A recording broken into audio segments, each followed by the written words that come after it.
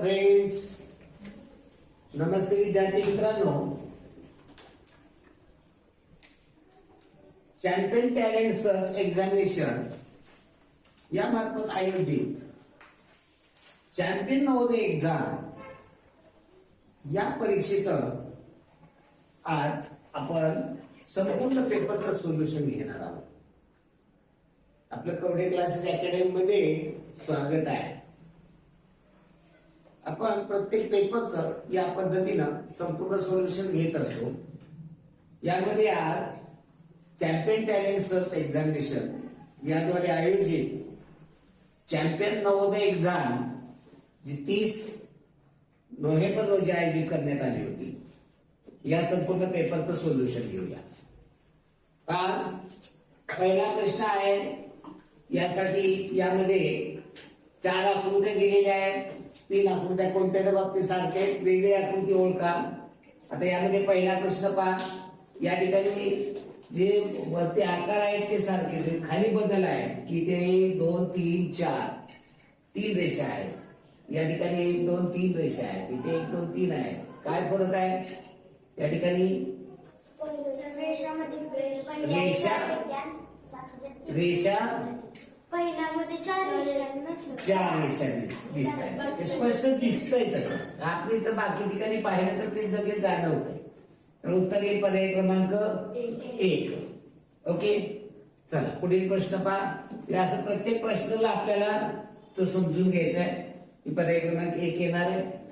पुढचा प्रश्न पहा. या ठिकाणी पाकळ्या दिलेल्या आहेत. एक प्रकारे फुल असल्यासारखं आहे आणि सर्व पाकळ्या फुलाला जोडलेल्या आहेत. आणि या ठिकाणी काय झालेलं आहे? पाकळ्या फुलाला जोडलेल्या नाहीये. या ठिकाणी स्वतंत्र आहे. तर उत्तर पर्याय क्रमांक 3 येणार आहे. पुढे पहा. यामध्ये 2 टिपके जे आहेत हे त्या गोलामध्ये आहे आणि पर्याय क्रमांक 2 मध्ये कुठं आहे? गोलाच्या बाहेर आहे. तर उत्तर पर्याय क्रमांक 2 येणार आहे. पुढील प्रश्न पहा. या ठिकाणी ढोलकी आहे, सतार आहे, वायोलिन आहे, तंबोरा आहे.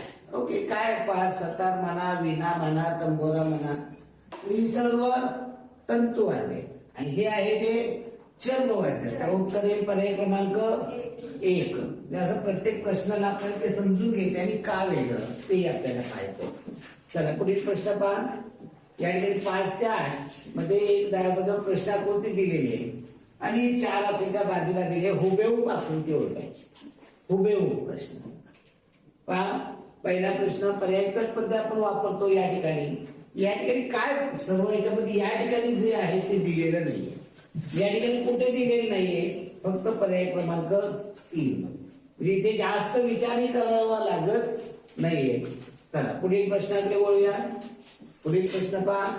डाव्या बाजूला गोल आहे, डाव्या बाजूला गोल, फक्त आणि फक्त पर्याय क्रमांक 3 मध्येच आहे. या ठिकाणी विचार जास्त करण्याची गरज नाही, बाकीचं पाहण्याची गरज नाही. पर्याय पद्धत वापरायला केवळ गोलावर पडलं तर आपण उत्तरापर्यंत पोहोचू शकतो. आता रंगवलेला भाग पहा.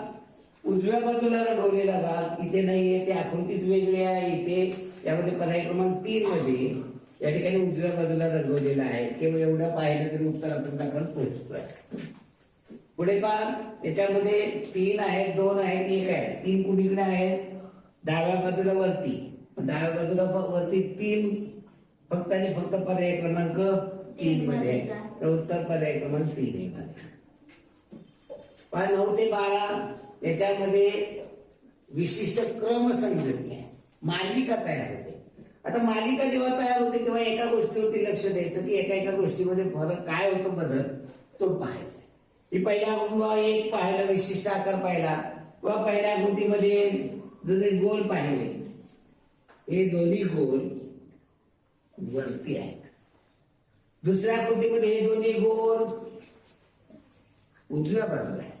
तिसऱ्या आकृतीमध्ये हे दोन्ही गोल खाली. आता चौथ्या आकृतीमध्ये दोन्ही गोल कुणीकडे असणार आहे? घड्याळाच्या दिशेने ते फिरतायत. याच्यावरून पाहिलं तर याच्यावरून दुसरा पर्याय कट होतो, चौथा पर्याय कट होतो. आता याच्यात फरक काय आहे? या दोघांमध्ये फरक आहे, त्रिकोण रंगवले. आता या पहिल्या आकृतीत पाहिलं, उजव्या बाजूचा त्रिकोण रंगवलाय, दुसऱ्या आकृतीत डाव्या बाजूचा रंगवलाय. तिसरा क्रमांक उजवा म्हणजे आता कोणता पाहिजे, डाव्या बाजूचा. तर उत्तर येईल पर्याय क्रमांक 1. कन्फ्युजन काय असेल तर बोला बरं का, तुमची काय अडचण असेल तर ते सांगत चला. ओके, पुढचा प्रश्न पहा. या ठिकाणी एका चित्रावर तिकडे लक्ष द्या. एका चित्रावर हसणारा मुलगा आहे, या ठिकाणी डाव्या बाजूला आहे. दुसऱ्या आकृतीत ते वर गेलं म्हणजे कसं फिरलंय, घड्याळाच्या दिशेने. तिसऱ्या आकृतीमध्ये या ठिकाणी गेलं म्हणजे चौथ्या आकृतीत ते कुठं असणार आहे, या ठिकाणी खाली. याच्यावर कोणकोणते पर्याय कट होतील, दुसरा चौथा. आता या दोघांमध्ये फरक काय, स्टारची जागा पाहिली, मग याकडे पाहिलं, या ठिकाणी स्टार उजव्या बाजूला, दुसऱ्या आकृती खाली आहे, तिसऱ्या बाजूला डावीकडे म्हणजे आता कुठं पाहिजे, स्टार वर पाहिजे. तर उत्तर पर्याय क्रमांक 3 येणार आहे. त्याला पुढील प्रश्न पहा. काय पहा, हा बिया का पहिल्यांदा पहा कुठे येतोय तो पहा. पहिल्या आकृतीमध्ये बिया, ही जी रेष आहे ती कुठे आहे, खाली. दुसऱ्या आकृतीमध्ये ती उजवी. तिसऱ्या आकृतीमध्ये, आता चौथ्या आकृती कुठे, डावीकडे रेष पाहिजे. याच्यावर कोणकोणते पर्याय कट होतील, तिसरा पर्याय कट होईल. आता यामध्ये व्ही आकार जो आहे, या व्ही आकार सगळीकडे व्ही आकारच आहे, पण आता फरक इथे रेषा, व्ही आकारच्या रेषा कुठे आहेत, बाहेर जाणार इथं, आत येणार इथे. म्हणजे आता कशा येतील, आत येणारा व्ही पाहिजे आपल्याला. आत येणारा व्ही, इथं बाहेर रेषा आहेत, इथे बाहेर रेषा आहेत. तर उत्तर पर्याय क्रमांक 1. चला पुढे एक एक पहा, एका एका गोष्टीवर पर्याय कट पहा, जास्त सोयीस्कर आहे. बाण पाहिला, पहिल्या आकृतीमध्ये उजव्या बाजूला, डाव्या बाजूला वर आहे. दुसऱ्या आकृतीमध्ये उजव्या बाजूला वर आहे. तिसऱ्या आकृतीमध्ये उजव्या बाजूला खाली. म्हणजे आता कोणीकडे येईल, डाव्या बाजूला खाली. या ठिकाणी बाण पाहिजे. याच्यावर कोणते पर्याय कट होतील, पहिला कट होईल, चौथा. या दोघांमध्ये फरक काय, त्रिकोण पहा, टिपका पहा, कोणत्याही एका गोष्टी सर्व बघत बसायचं. फरक फक्त जिथं. आता या गोलामध्ये फरक आहे का, गोल बघत बसायचं का, आयतामध्ये फरक आहे का, नाही. आयत बघत बसायचं का, नाही. बाणाकडे बघितलं चालेल, म्हणजे कुठल्याही एका गोष्टीकडे पहा. बाण पाहिलं, पहिल्या आकृतीमध्ये बाण कुठे आहे, खाली. दुसऱ्या आकृतीमध्ये बाण उजव्या बाजूला. तिसऱ्या आकृतीमध्ये बाण आता कुठे, डाव्या बाजूला बाण पाहिजे. डाव्या बाजूला बाण कुठे आहे, पर्याय क्रमांक 2. तुम्ही टिपका भरलेला हा भाग पाहिला असता तरी चाललं असतं. पर्याय कट करण्यासाठी आपल्याला फक्त एका गोष्टीकडे लक्ष द्यायचं, सर्व गोष्टी पाहायच्या नाही. एका गोष्टीकडे लक्ष दिलं, तुमच्या सगळ्या गोष्टी क्लिअर होतात. आता लपून दडून बसलेली आकृती आपल्याला शोधायची. या ठिकाणी जो आहे डब्ल्यू सारखा आकार, हा डब्ल्यू हा सरळ नाही, तिरका आहे. या ठिकाणी पहा, या ठिकाणी डब्ल्यू, याच्यामध्ये तो डब्ल्यू आकार होतच नाहीये. तर तुम्हाला हा सरळ झाला, आपल्याला सरळ चालणार आहे का, नाही. याच्यामध्ये तिरका पाहिला पण इकडे डब्ल्यू बसत नाही. तर उत्तर इथे नाहीये, इथं तर मुळीच नाही. तर उत्तर हे पर्याय क्रमांक 1. तर पुढील प्रश्न पहा. आता या ठिकाणी प्रश्न थोडस कन्फ्युजन आहे. कन्फ्युजन म्हणजे हा प्रश्न आपण त्यामुळं की जी गोष्ट पहा, आडवी रेष, आडव्या रेषेला आपल्याला त्रिकोण पाहिजे. आडवी रेष, इथे आडवी रेष संपूर्ण पाहिजे आपल्याला. पुढे जाऊन हा असा त्रिकोण तयार झाला. आपण एक बार ठीक आहे, आपण हा छोटा हा त्रिकोण पाहूया. आहे त्रिकोण याच्यामध्ये. पुढे गेलेली रेष आहे का, नाही. हा तर नाही. आता या ठिकाणी पहा, या ठिकाणी त्रिकोण आहे, पुढे गेलेली रेष आहे, ही रेष आहे, पण इकडे मागची आहे का, इथे थोडस कन्फ्युजन झालेलं आहे. आता या ठिकाणी पहा, या ठिकाणी आहे, पण ही रेष जी या ठिकाणी वरती आहे, ही एका रेषेमध्ये असणं गरजेचं होतं. त्यामुळे इथेही कन्फ्युजन होत आहे. आता या ठिकाणी त्रिकोण आहे, आडवी रेष आहे, आणि ही जी रेष दिलेली आहे ती किती उंच आहे पहा बरं. अगदी याच्यापर्यंत उंच. एवढे उंच आहे का इतकी रेष, नाही. हाय पर्याय करू. त्यामुळं हा प्रश्न कॅन्सल करूया आपण सगळ्यांसाठी. ही 80 प्रश्न आहेत 79 प्रश्नापैकी, की याचा कुणाला मार्क नाही. बोनस देण्यापेक्षा सर्वांना हा प्रश्न चुकीचा आहे. जास्त योग्य आता पर्यायी पद्धत म्हणलं तर जास्त योग्य फक्त पर्याय क्रमांक 3 लिहू शकतो. जास्त योग्य म्हणलं तर ओके. इथं 2 मध्ये ते रेष येत नाहीये. चला पुढील प्रश्न पहा. या ठिकाणी जो आकार आहे तो पर्यायी पद्धतीने पाहिला की आपल्याला या ठिकाणी जी रेष आहे त्याला उभी रेष. उभी रेष या ठिकाणी इथं उभी रेष आहे त्याला तिरका आकार आहे का? नाही. इथं उभी रेष आहे त्याला तिरका आकार आहे का? नाही. उभी रेषेला आहे का? नाही. इथं उभ्या रेषेला आहे तिरका आकार. इथं आडवी रेषा आहे, पुन्हा ही तिरकी आहे, पुन्हा वरती आहे, पुन्हा तिरकी आहे, खाली. पर्याय क्रमांक 4. ओके. तर आता या चोचीकडे पाहायचे आपल्याला. चोचीकडे पण व्ही आकारामध्ये चोच तयार झाली पाहिजे. व्ही आकार पाहिजे. या ठिकाणी व्ही आकार आहे. त्यानंतर ही चोच गेलो आपण. या ठिकाणी आकार आहे, या ठिकाणी आहे. ओके जुळ. ठीक आहे. बाकीकडे पाहू आपण दुसऱ्या याच्यामध्ये कुठे कुठे काय जुळत आहे तिथे. आता या ठिकाणी व्ही सारखा आकार बनायला ही रेषा इथे इथून निघालेली पाहिजे. इथं ही रेषा यातून निघालेली नाही. हा पर्याय कट होईल. या ठिकाणी आहे तिरकी रेषा आहे, चोच आहे, पण या ठिकाणी ही चोच या एकात्र जुळलेली नाहीये.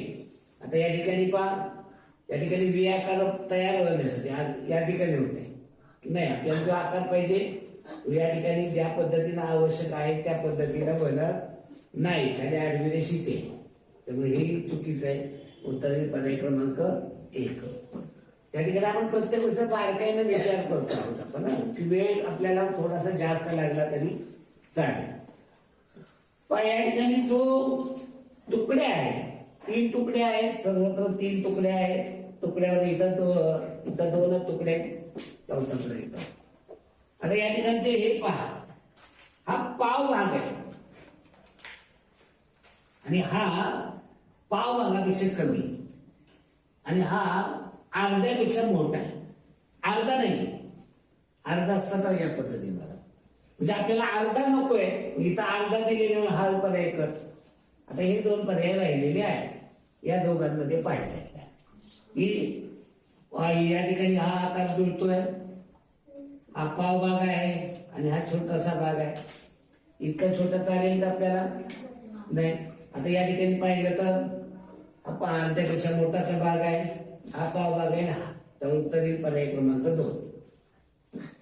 पुढे 18वा प्रश्न पहा. याच्यामध्ये थोडस कन्फ्युजन करणार आहे, तुमचा विचार करायला लावणार आहे.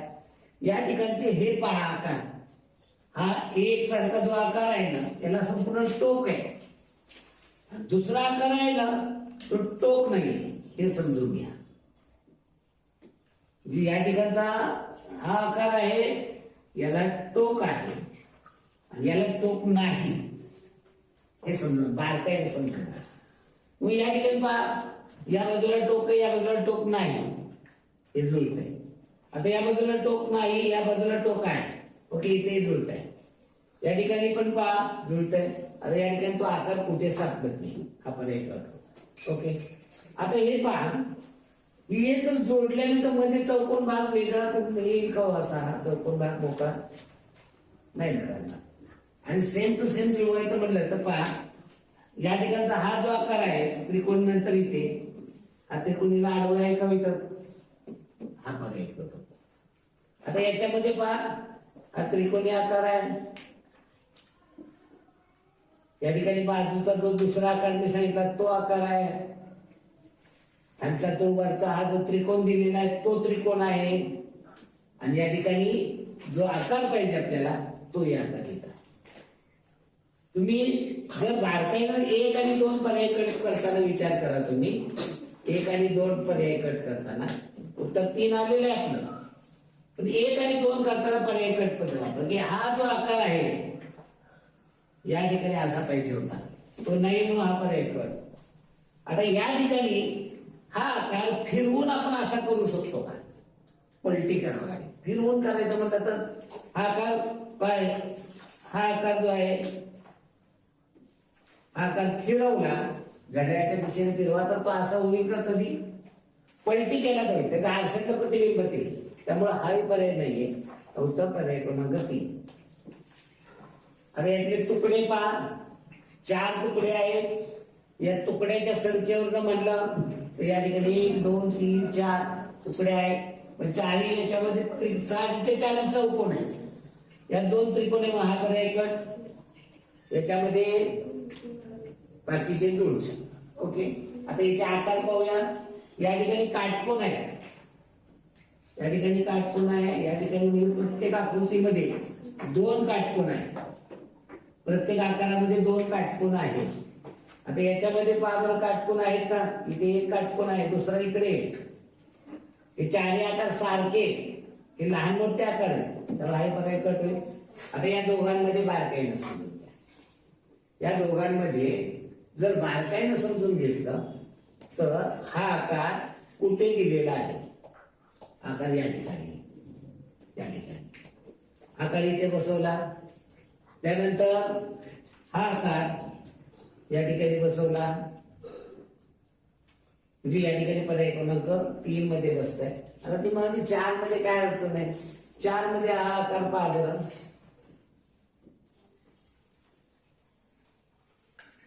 आकार तुम्हाला 4 मध्ये, हा आकार कुठेही त्यामध्ये नाही.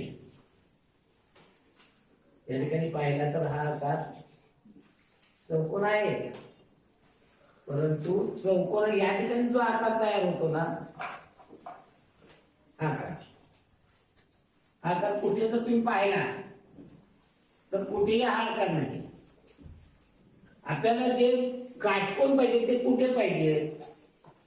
बारकी बाजू आणि ते समोरची, म्हणजे या ठिकाणचे जे आहे ते कुठं आहे बघा. जे समांतर बाजू आहे त्या बाजूला काटकोन पाहिजे. ही बाजू समांतर आहे, ही बाजू समांतर, इथे काटकोन आहे. आता याची समांतर बाजू कोणती? इथे या दोन्ही येत आहे, या ठिकाणी काटकोन आहे. समांतर बाजूच्या समोरचा आहे ती तिरकी रेषे व या ठिकाणी पाहिलं कुठली एक तुम्ही या ठिकाणी जुळवायला जा. या ठिकाणी जुळते आहे. जर तुम्ही बारकाईनं पाहिलं, पहा पुन्हा एकदा समजून घ्या की हा आकार इथे कुठे आपल्याला जुळवायचा आहे. किंवा या ठिकाणी पाहिलं आपण कुठलाही एक आकार जुळवण्याचा प्रयत्न करू, या ठिकाणी जुळवू. या ठिकाणी हा आकार आपण जुळवू, आपण प्रयत्न करू. या आकार इथे जुळला, इकडचा आकार इथे जुळला, ही बारकी रेषा जुळली, ही मोठी रेषा जुळली, हा 1 नंबरचा तिथे बसला. यानंतर या ठिकाणच्या रेषा जर तुम्ही पाहिल्या ना, हे सारखे, त्यामुळं जर बारकाईने पाहिजे तर पर्याय क्रमांक 4 लागू होत नाही, उत्तर पर्याय क्रमांक 3. तर ओके, पुढील प्रश्नाकडे वळूया. त्यामध्ये 3 त्रिकोण आहेत आणि 1 चौकोन आहे. आकार 4 आहे, या ठिकाणी 3च आकार आहे. त्यामुळे पर्याय पहिला पर्याय कट होईल. दुसऱ्यामध्ये, तिसऱ्यामध्ये आणि चौथ्यामध्ये याच्यामध्ये 4 आकार आहे, पण 4 म्हणजे 3 त्रिकोण पाहिजे. इथे 2च त्रिकोण आहेत, मग हा पर्याय कट होईल. आता याच्यामध्ये हा त्रिकोण आहे, हा त्रिकोण आहे आणि 2 चौकोन आहे. 2 त्रिकोण 2 चौकोन नाही चालणार. आपल्याला पाहिजे 3 त्रिकोण आणि 1 चौकोन, तो पर्याय क्रमांक 2 मध्ये. पुढील प्रश्नाकडे बघू पहा. 21वा प्रश्न. आता या ठिकाणी तुम्हाला मी एक साधी पद्धत शिकवलेली की जी प्रश्नाकृतीची शेवटची आकृती, या पद्धतीने या आकृतीचे भाग करा, तो आकार कुठे आहे तेवढं शोधायचं. उभा आहे, उभी रेष, उभी रेष, उभी रेष, उभी रेष. नंतर आडवी रेष, आडवी रेष, आडवी रेष, आडवी रेष. नंतर पुन्हा अजून एक गडी, गडी इकडे. तेवढं सगळं काढत बसणार, एवढंच काढ. आणि या ठिकाणी आपल्याला व्ही सारखा आकार पाहिजे. हा व्ही सारखा आकार इथे होतो का? नाही. इथे व्ही सारखा आकार पहा, व्ही सारखा, पण तो कसा झाला पाहिजे होता? दोन्हीकडे सारखे, लांबी त्याची सारखी आहे का? इथं नाही. आता इथे व्ही आकार उलटा झालाय आणि इथं व्ही आकार बरोबर, म्हणजे केवळ तेवढ्या आकारावरून पाहिजे. मी तुम्हाला ती सवय सांगितली की तुम्ही हे शोधायचं. आणि मग यावेळीच या ठिकाणी घडी उघडली तर याच वरती काढलं आरशातले पाण्यातले या पद्धतीने पाहिलं तर उत्तर पर्याय क्रमांक 4. तर या ठिकाणी जेव्हा आपण घडी उलगडतो तेव्हा ही घडी या ठिकाणी येईल. जे तुम्हाला प्रत्येक वेळेस सांगितलं की सर्व बघत बसायचं नाहीये. ही आपण उघडली की या ठिकाणी भागामध्ये आपल्याला हा आकार होणार.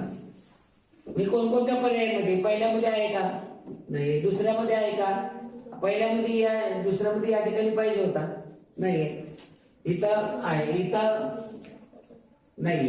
उत्तर पर्याय क्रमांक 3. तुमचं काय अडचण असेल कन्फ्युजन असेल तर बोला. वरनं कडी घातली इकडून कडी घातली. आता ही घडी घातल्यानंतर आता हे लगेच एक उघडून पहा. याचं वरती उघडलं तर काय होईल, ज्या पद्धतीने आकार बस वरती उघडलं पलीकडे उघडलं त्याचं आरशातलं प्रतिबिंब कुठल्या कृतीत आहे फक्त पर्याय क्रमांक 3 मध्ये. तुम्ही जर प्रश्नाकृतीमध्ये पाहिलं की हा जो आकार आहे चौथ्या मधला तो कोणत्या याच्यामध्ये इथं आहे का नाही, इथं आहे का नाही, इथं आहे, इथं आहे का नाही, तर मग पर्याय क्रमांक 3. आता या ठिकाणी पहा इकडून इकडे घडी घातली इकडून इकडे घडी घातली इकडून इकडे घडी घातली. घडी घातलेला तो कागद आहे. हा आकार जो आहे तो घडी घातलेला आहे. उलगडल्यानंतर फक्त एवढीच घडी राहिली कुठं कापलेलं नाही. हे उलगडल्यानंतर फक्त एवढं की या ठिकाणी येणार आहे. ही घडी हे कापलेलं आहे का नाही, त्यामुळे ती रेषे येणारच नाही.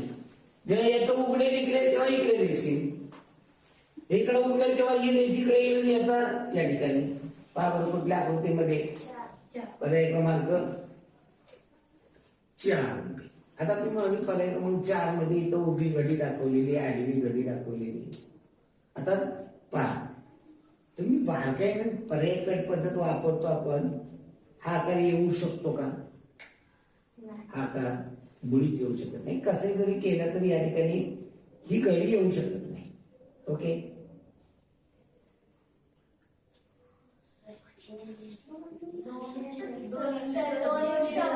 नाही नाही सांगते एकच मिनिट एक मिनिट ही घडी इकडे उघडली आपले या पद्धतीनं ही घडी ही रेषा तुम्हाला ही कुठनं हे तुम्ही कुठनं पाहिलं. हे ज्या रेषा आहेत ही कापलेला आहे का नाही, ही घडी घातलेली इकडून आहे. ही घडी इकडून इकडे घडी घातली म्हणून ती दिसतोय आपल्याला. आता तो इकडे उघडला की असं फक्त एवढाच होणार आहे आकार. जी घडी घातलेली फक्त ही घडी तशी राहणार आहे. इकडे उघडल्यानंतर पुन्हा इकडे होईल. आता ही रेषा घडी घातलेली ही घडी उलगडली आपण. ही घडी इकडे उलगडली पुन्हा ही घडी इकडे उघडली त्याच्या रेषा आहेत त्या दिसणार आहे. आणि या ठिकाणी या पद्धतीने आकार होणार आहे. आता याच्यामध्ये 4 कट होईल 2 कट होईल. आता याच्यामध्ये रेषा नाही उत्तर पर्याय क्रमांक 1च येऊ शकेल. पर्याय क्रमांक 1 इकडे घडी होती ती इकडे झाली. आता आयताकृती कागद जे झाडे आहे ते थोडस कन्फ्युजन तिथं करणार आहे.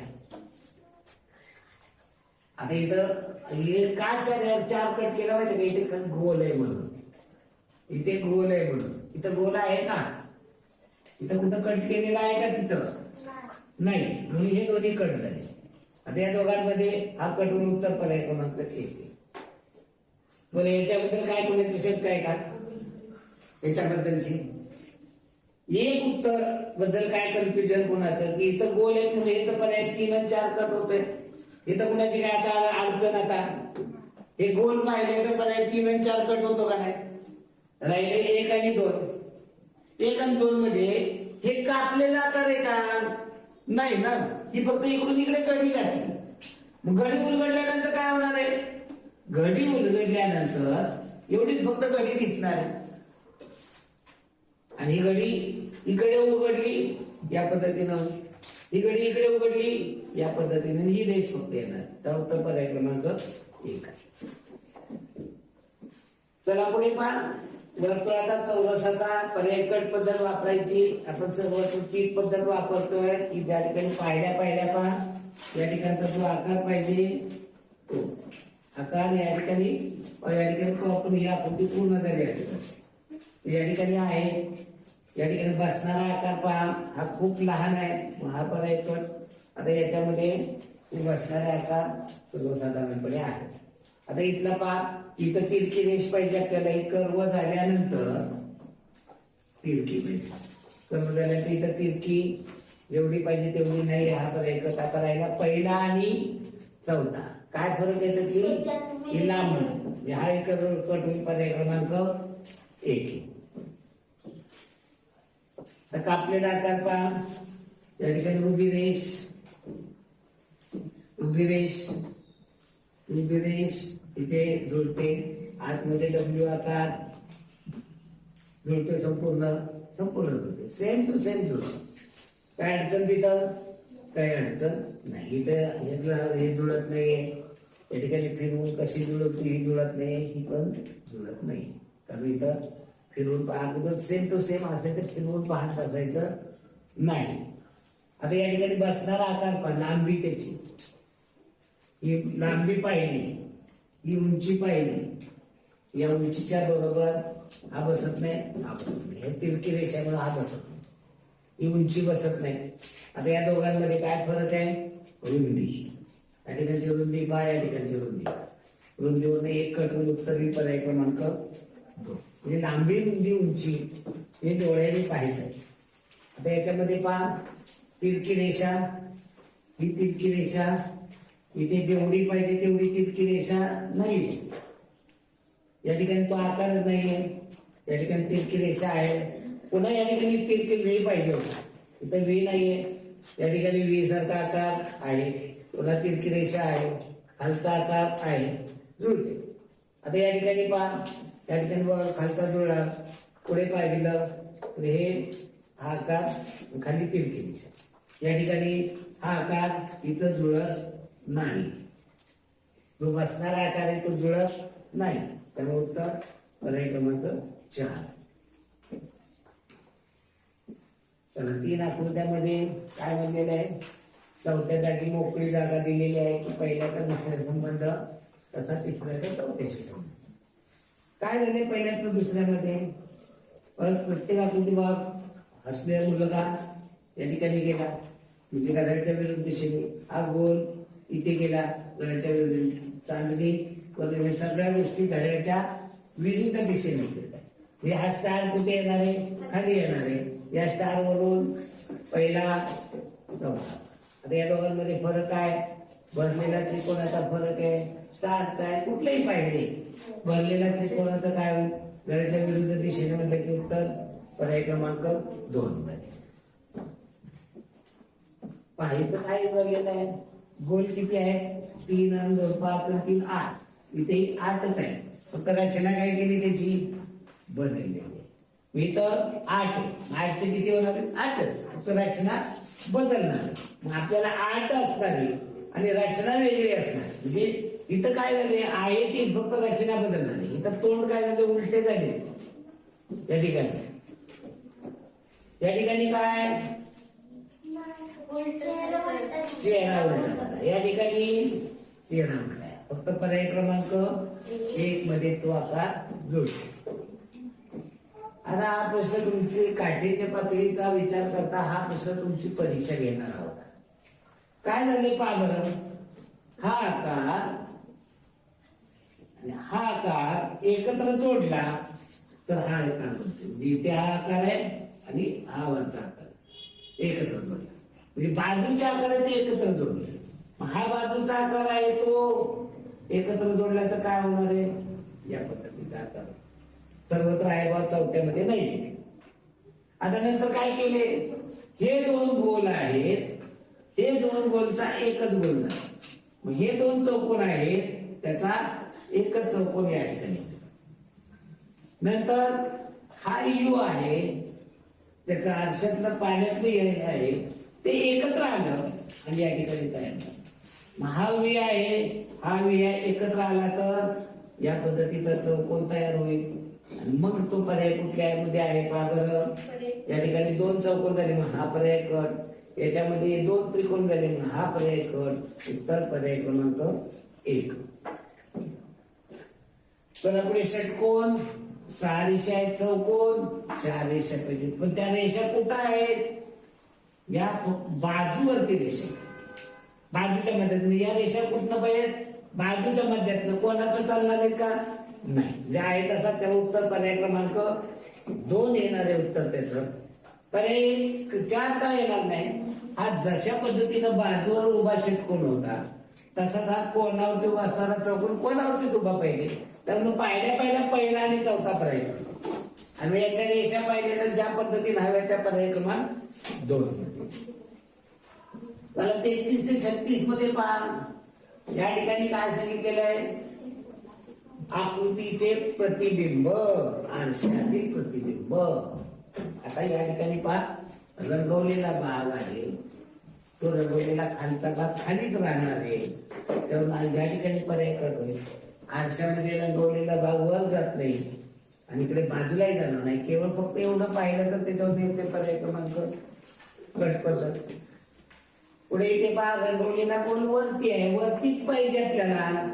त्याच्यावरून आपल्याला पर्याय क्रमांक 1 आणि पर्याय क्रमांक 3. आता या दोघांमध्ये फरक काय आहे? रेषा आपले पाहिजे. वरचे बाण आहे ते वरच राहणार आहे. उत्तर पर्याय क्रमांक 2. पर्याय क्रमांक 4 मध्ये खाली बाण आहेत म्हणून चुकीचं. पुढे इथे पहा, बॉल पहा, डाव्या बाजूला आहे बाण. आरशामध्ये गेला उजव्या बाजूला येणार आहे. उजव्या बाजूला बॉल नसणारा कोणता पर्याय कट होईल? 3 कट. ओके. नंतर जर पाहिलं की त्याचा डावा हात हा सरळ आहे, तो उजवीकडे येणारे सरळ हात पाहिजे. उजवीकडे इथे सरळ हात नाही, इथे सरळ हात नाही, इथे सरळ हात. केवळ एवढ्याच्यानं पाहिलं तरी आपल्याला उत्तरापर्यंत पोहोचता येतं. तुम्ही काय करताय? सगळ्या गोष्टी पाहत नसतात, खूप गोष्टी पाहायच्या नसतात. थोडक्यामध्ये त्याचा एका गोष्टीकडे लक्ष द्यायचं असतं, त्याला पर्याय कट करायचं असतं. पाय तर रंगवलेला भाग पहा. रंगवलेला भाग कोणत्या बाजूला आहे? डाव्या बाजूला. तो कोणीकडे येईल? उजव्या बाजूला. फक्त आणि फक्त पर्याय क्रमांक 4 मध्ये. काय डोकं चालवावं लागतो? जे एवढ्या साध्या सोप्या गोष्टी असतात. पाय या ठिकाणी दिशाला बदलता वगळलेला भाग, वगळलेला भाग काढायचा. काय झालं इथं? 3 त्रिकोण. वरती जसं होतं तसेच आहेत त्रिकोण. तिथं चौकोन आहे तसेच 4 चौकोन येणार. काय फरक असणार आहे त्याच्यामध्ये? काहीच नाही. कुठला इलाका? पर्याय क्रमांक 2. इथे काही बदल केलेले नाही. एवढे सोपे देखील प्रश्न येतात. 2 वरती त्रिकोण खाली, वर 2 त्रिकोण खाली. फक्त या ठिकाणी कर्व असणारे त्रिकोण आहे ते सरळ केले. मग कर्व असणारे चौकोन आहे ते सरळ केले. उत्तर पर्याय क्रमांक 2 मध्ये येणार. या ठिकाणी आकार पहा. आकृती पूर्ण करायची कुठे येणार आहे? हा या बाजूला हा पूर्ण होईल, हा पूर्ण होईल. या ठिकाणी गोल पूर्ण होईल. कोपऱ्यावरती काय करायचं? इथं रेष द्यायची. केवळ या रेषेवरनं म्हटलं तर कोणताही पर्याय कट होत नाही. नंतर कर्व पाहिले तर इकडे आपल्याला कर्व पाहिजे आणि इकडे कर्व पाहिजे. दोन्ही बाजूला कर्व पाहिजे. इथं कर्व नाहीये, सरळ रेषेत कट. या ठिकाणी दोन्हीकडे कर्व आहे. या ठिकाणी इकडे कर्व नाही, सरळ रेषा. हा पर्याय कट. इथे दोन्हीकडे कर्व. आम्ही या दोघांमध्ये फरक. इथे सरळ तिरकी रेषा. आपल्याला काय पाहिजे? कर्व पाहिजे. त्या उत्तर पर्याय क्रमांक 2. आता याच्यामध्ये पहा काय झालेलं आहे. बऱ्याच जणांचा कन्फ्युजन झालेलं आहे. हा, तुम्ही बारकाईने ते समजून घ्या. या ठिकाणी गुणिले गोल गुणिले. इथं काय झालं त्याचं? इथं गोल गुणिले गोल. म्हणजे इथं ओके ओके ओके. म्हणजे हेच मला अपेक्षित आहे. म्हणजे जिथं फुली होती तिथे गोल झाला, गोल होता तिथं फुली झाली. म्हणजे सगळीकडे झालं का चेंजेस? सगळी. काय? पहिल्याचं तिसऱ्यामध्ये. ओके. पहिल्याचं दुसऱ्यात काय नाही. पहिल्याचा तिसऱ्याशी संबंध आहे. ओके, तो खूप महत्वाचा आहे. पहिल्याचा दुसऱ्याशी काय संबंध जोडता येतो का? काय जोडतो? पहिल्याचा तिसऱ्याशी जोडता येतो. मग या ठिकाणी दुसऱ्याचा चौथ्याशी जोडायचं म्हणजे जिथं गोल आहेत फुले आहे तिथं गोल होईल. इथं काय होणार आहे? 3 गोल. तेवढ्या त्याच्यावरला पर्याय सगळे कट होतात. उत्तर पर्याय क्रमांक 1. कारण सगळीकडे फुले आहेत, सगळीकडे गोल. चला पुढे. हा आकार एक्स ला एक्स पहिल्याचा दुसऱ्याशी जसं तसा आकार असणार आहे. डाव्या आणि उजव्या बाजूला पाहिजे आपल्याला रंगवलेला भाग, तो फक्त पर्याय क्रमांक 4. ओके, तर पुढे 1 ते 2 येतं. काटकोन त्रिकोणाची लांबी.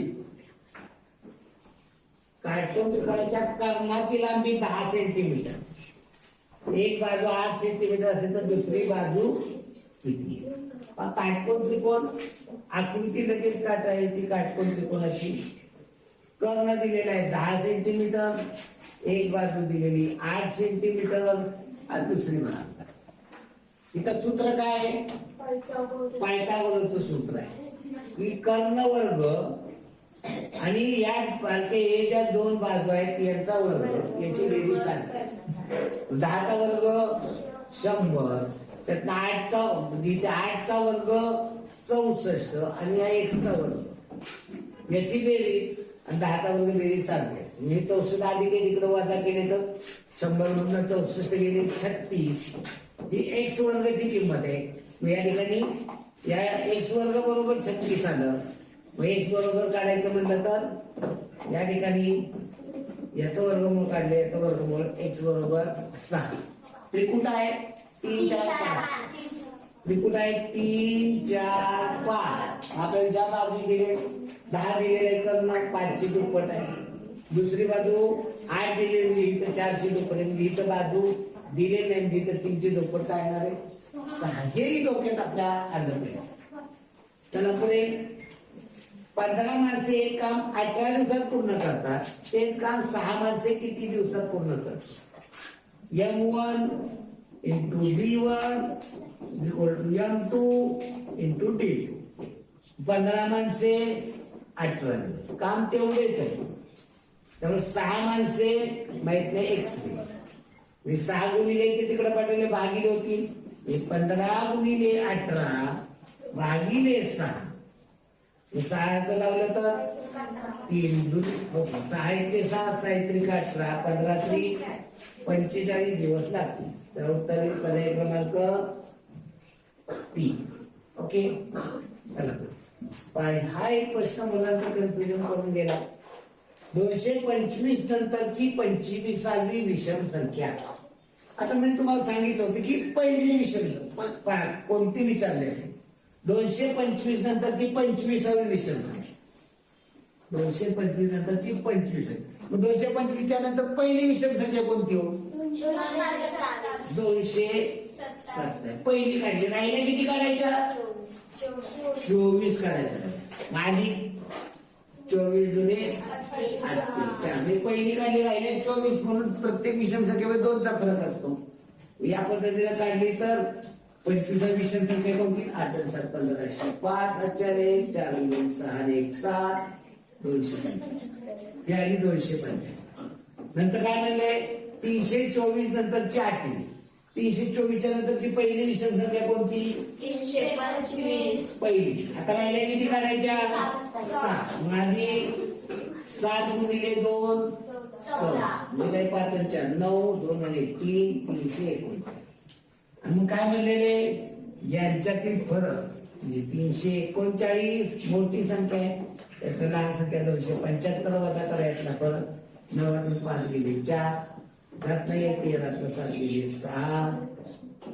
उत्तरे 64 पर्याय क्रमांक 4. ओके, चला पुढील प्रश्नाकडे बोलूया आपण. एका कोणाचा कोटी कोण 50 अंशाचा. ओके ओके ओके, बरोबर. काय झालं? मोठं केल्यामुळे ते थोडस पहा.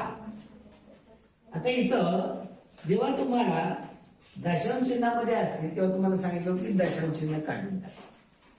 नाही कळलं कुणाला संक्षिप्त रूप द्या. नाही कळलं दशम चिन्ह कशात तुम्हाला आवडेल त्या पद्धतीने करा. किंवा पहिल्यांदा या ठिकाणी दशम चिन्ह काढायचं म्हटलं किती घरं जावं लागेल, 3 घरं पुढे जावं लागेल. अंशामध्ये 3 घरं पुढे गेल्यावर 66 झाली. छेदामध्ये 3 शून्य द्यावे लागतील म्हणजे 6 वरती 3 शून्य, 66 अधिक 6 झालं. वजा इथे 3 शून्य घेतली पुढं 3 संख्या दशम चिन्ह पुढे घेतलं तर खाली 3 घरं दशम चिन्ह पुढे घेता येईल 3 शून्य. आता संक्षिप्त रूप देणं तुम्हाला सोपं आहे. आता संक्षिप्त रूप दिलं 6 1 6 वरची 3 शून्य, 6 1 6 6 1 6 म्हणजे काय निघतं 11/1000. इकडे 4 1 4 वरची 3 शून्य म्हणजे काय निघतं वजा 1/1000. छेद सारखा 11 ते गेले 10/1000. किती शून्य आहे 3. दशम चिन्ह 3 संख्येच्या अगोदर 3 संख्येच्या अगोदर वाचण्यासाठी शून्य दिलं. मग उत्तर कसं आहे 0 दशम चिन्ह 0 1 वरती असेल तरी आनंद आहे, नसेल तरी काय अडचण नाही. उत्तर काय पाहिजे 0 दशम चिन्ह 0 1. वरच्या शून्याला काही किंमत नाही. उत्तर येईल पर्याय क्रमांक 3. पुढे एका कोणाचा कोटिकोण 50 अंशाचा. एक कोण दिलेला आहे उदाहरणार्थ हा कोण आहे. या कोणाचा कोटिकोण हा कोण दिलेला आहे.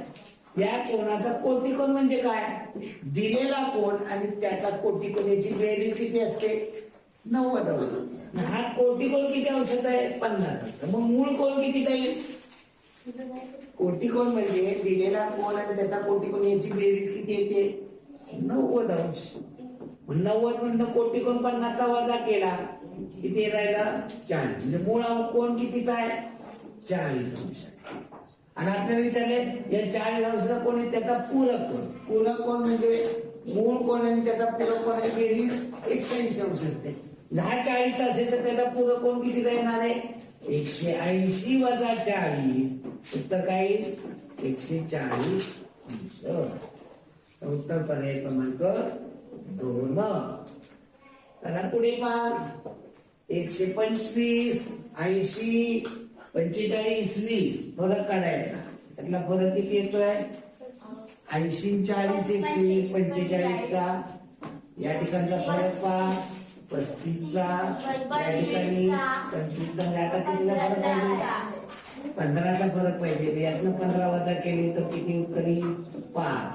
पर्याय क्रमांक 1. पुढे 5 त्रिकोणाचे 3 कोण अनुक्रमे 1 2 7 याप्रमाणे. पहिले त्रिकोण आहे.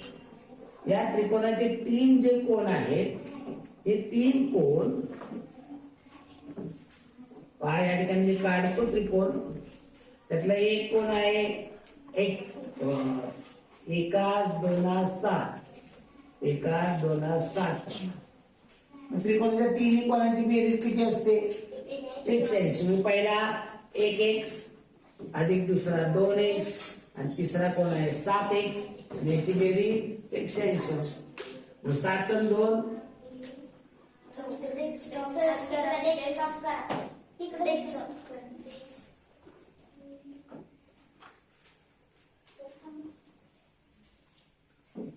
पाहिजे 1x. आता 1x म्हणायची गरज नसते. नुसतं x म्हणजे 1x 2x अधिक 7x यांची बेरीज 180. इथं 7x 2 9x ने 10x बरोबर 180. x बरोबर 180 भागिले 10 केलं उत्तर काय येईल 18. पहिला 1x आहे 18 की 18. दुसरा 2x म्हणजे 18 दुने 36 आणि तिसरा 7x म्हणजे 18 7 26. 18 36 126 कोणत्या पर्यायामध्ये पर्याय क्रमांक 4. आता या ठिकाणी पहा 5 8 4 6 ऍट द रेट गुणिले 1 5 ऍट द रेट बरोबर 9 1 2 0 6 9.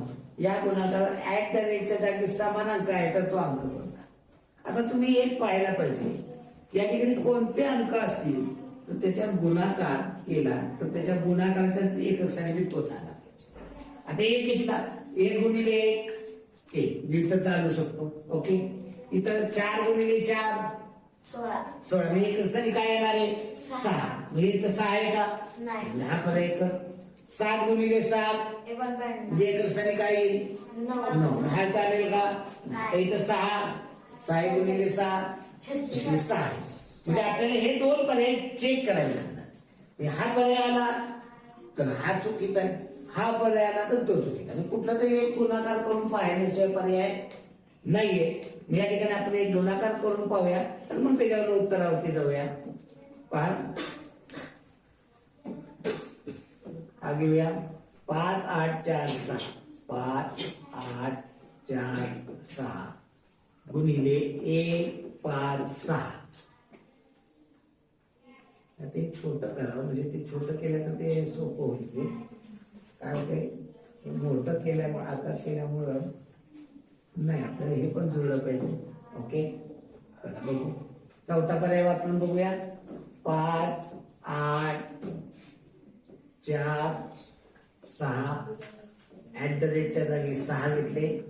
1 5 6 त्याचा गुणाकार करून पाहूया. आता इथं मग इथं काय युक्ती आता तुमचं निम्म्याचं पर्याय पण झालं एका ठिकाणी आपण वापरलं पाहिजे युक्ती. 150 ने गुणलं असतं. 150 ने गुणलं तर जवळ येतं का 160 ने गुणलं तर जवळ येतं का हे सोपं आहे. किंवा 150 ने गुणलं आपण या ठिकाणी तर काय होतं 15चा पाडा तर येतो. हा शेवटचा शून्य येणार आहे. 15 7 90 इथं आपण 150 ने गुणतोय. म्हणजे आपल्याला पर्याय कट तुम्ही विचार करणार गुणाकार कोणता तुम्ही करणार. हा शून्य खाली पाडून टाकला. 15 7 90 0 8 9 15 7 90 9 99 15 चौक 60 9 69 15 28 120 6 126 15 5 75 12 मग 87 69 90 याच्यात जवळचा गुणाकार आहे का हा 91 20 69 हा 87 69 म्हणजे मोठा फरक आहे. ओके, आता या ठिकाणी 160 घेतलं तर काय होईल पहा बरं जवळचा फरक पाहिजे आपल्याला. गुणिले 160 केलं हा शून्य मांडून टाकला. 16 96 16 96 6 9 16 96 9 96 9 105 16 64 96 105 10. ओके 16 64 10 64 10 येते हे 16 64 10 74 16 28 128 7 135 16 85 93. याच्या जवळ आहे का 91 20 इथं 93 ही जवळ आहे. म्हणजे पर्याय क्रमांक 4 येणार आहे. आणि मग तुम्ही जर हे केलं की नाही सर आम्हाला ते करायचंच नाही आम्हाला सरळ डायरेक्ट करायचं आहे मग तिथं 5 5 8 4 6 6 गुणिले 156 होईल. आणि मग एककाने गुणायचं दशकाने गुणायचं शतकाने गुणायचं. 66 36 7 4 3 66 36 3 39 त्याने 3 24 3 27 48 2 50 35 5 35 दशकाने गुणायचे एककाने शून्य दिला पहिले हातचे खोडून टाका. 5 37 0 3 5 37 33 3 5 24 3 23 5 4 40 2 42 5 5 25 4 19. आता शतकाने गुणायचं 2 0 1 ने गुणलं 6 7 4 8 5 6 9 7 3 10 16 6 4 10 0 चले 5 2 7 4 8 1 12 9 8 17 18 3 21 5 4 9 91 20 696 तर या ठिकाणी पर्याय क्रमांक 4 मध्ये जोडायचं. आपल्याला पाहिजे त्या विचाराने करा. पुढील प्रश्न, दोन संख्यांचा मसावी आणि लसावी 2 आणि 12 तर त्यातील एक संख्या 2 आहे तर दुसरी संख्या कोणती काढण्याची योग्य क्रिया विचार. सूत्र कोणतं आहे? दोन संख्यांचा गुणाकार म्हणजे पहिली संख्या गुणिले दुसरी संख्या बरोबर लसावी गुणिले मसावी. हेच लिहिलं की रे? लसावी गुणिले मसावी. मग लसावी दिलेला आहे, मसावी दिलेला आहे. लसावी दिलेला आहे 12, मसावी दिलेला आहे 2. त्याची पहिली संख्या माहित नाही, 1 आहे, दुसरी संख्या 2 आहे. त्याची एक संख्या 2. आता यामध्ये दुसरी संख्या काढली, 1 गुणिले 2 आहे, तिकडे पाठवा म्हणजे काय होईल? x बरोबर 12 गुणिले 2 भागिले 2. हेच आपल्याला पाहिजे. हे कुठल्या पर्यायामध्ये? पर्याय क्रमांक 1. उत्तर नाही देत अपेक्षित, तुम्ही कसं सोडवल हे अपेक्षित. तर एका डब्यामध्ये 7/10 लिटर तेल होते, त्यात आणखी 1/5 लिटर घातलं.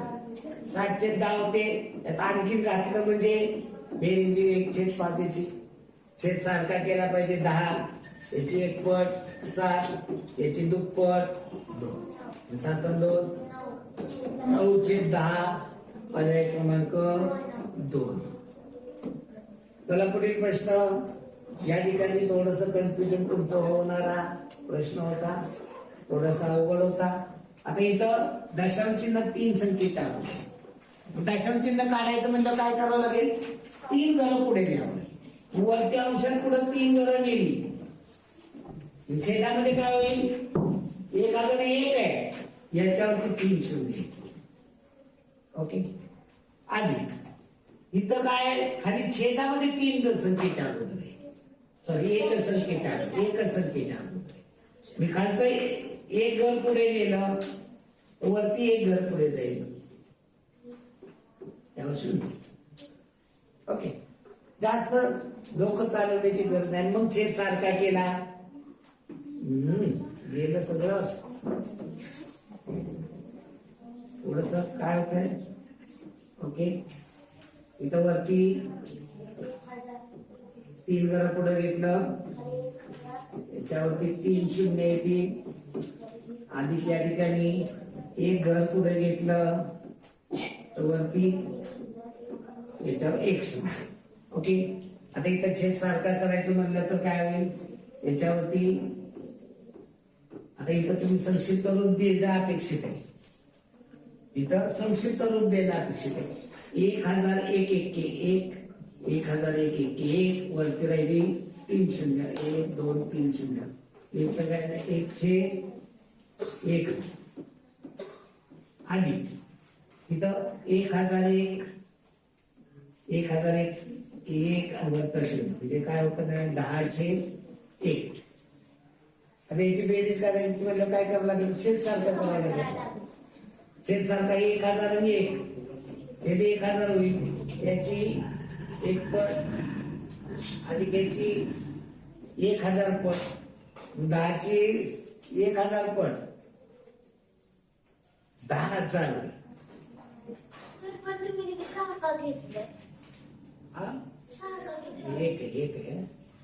एक अधिक 10,000. 1 अधिक 10,000 काय होईल? 10,001 छेद 1000 आहे. 1000 म्हणजे किती शून्य आहे? 3. दशांश चिन्ह 3 संख्येच्या अगोदर म्हणजे उत्तर काय? 10.001. कोणता पर्याय येईल? पर्याय क्रमांक 3. बऱ्याच जणांचा हा प्रश्न चुकलेला आहे. इथं तुम्ही म्हणला की सर इथं आम्हाला छेद सारखा केला असता तर इथं संक्षिप्त रूप देण्याऐवजी 1001 वर 3 शून्य, 1001 वर 3 शून्य छेद सारखा झाला. आता याची 1 तेवढेच आहे म्हणजे इथे उत्तर येईल 1001. आता इथे 1001 वरती 3 शून्य म्हणजे किती होणार आहे? 1000 पट. याची 1000 पट केली तर काय होईल? काय होतं इथं? 1001 वरती 1 शून्य. 1001 वर दशांश चिन्ह पुढे 1 होता आणि इथं 3 शून्य 1 2 3 शून्य वाढला. याची बेरीज करा तुम्ही. याची बेरीज किती? अहो इथं बेरीज आहे बघा. बेरीज झाल्याशिवाय कशी शून्य होतील कट?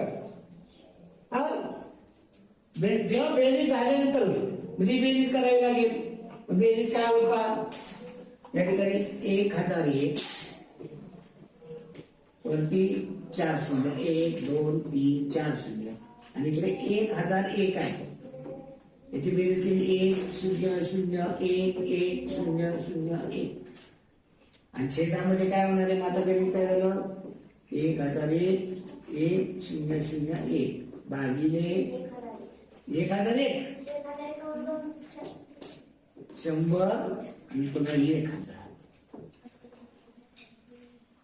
आता इथं तुम्ही बघितलं, इथं संक्षिप्त रूप तुम्हाला द्यावंच लागेल. आता इथं 10 एकक दशक शतक हजार दशक लाख दशक 10 लाख एकचा पाडा द्यायचा आहे. 10 लाख 10,000चा पहिला एक घेतला होता भाग जात नाही शून्य. इथे घेतला शून्य 10 झाले, 100 झाले. एक घेतला म्हणजे इथं 4 अंकी 7 अंकी 1 2 3 4 5 6 7 अंकी घेतली, भाग 1 चा लागेल. आणि मग बाकी किती राहणार आहे? इथे का 1 वर 2 0 1 1 0 0 त्यातनं वजा होणार आहे 1001 वर 3 0 वजा बाकी किती राहते? 1 0 0 0 0 100 राहते. 100 वरती 1 घेतला, भाग लागेल शून्याचा. ओके म्हणजे 1001 झाले. आणि मग पुन्हा मनाचा शून्य घेतला, संख्या होणार आहे इथं खाली लिहितो म्हणजे ते लक्षात येईल. 1000 वरती पहिला शून्य घेतला, भाग लागेल शून्याचा. पुन्हा दुसरा शून्य घेतला, भाग लागेल शून्याचाच. पुन्हा तिसरा शून्य घेतला, भाग किती पण भागायचंय. 100 ने 1000 100 ने 1000 भाग लागेल 1. उत्तर काय आलं? 10.0001 पर्याय क्रमांक 3. पुढील प्रश्न पहा. ए आणि बी दोन व्यक्ती एक काम 5 दिवसात करतात. ए आणि बी हे दोघे जरी मिळून हे 5 दिवसात करतात. मग एकटा हे 8 दिवसात करतो. एकटा हे 8 दिवसात करतो, याचा अर्थ एका दिवसात तो किती करेल? 1/8 1/8. आणि दोघे मिळून किती 5 दिवसात करतात, एका दिवसात किती करतील? 1/8. 1/5 मधलं दोघं करतात, त्यातनं 1/8 वजा केलं की एचं काम आणि बीचं काम. म्हणजे हे आहे एचं काम, इकडे बीचं काम आणि बरोबर A + B चं काम. A + B 5 दिवसात करतात दोघे मिळून, एका दिवसात 1/5.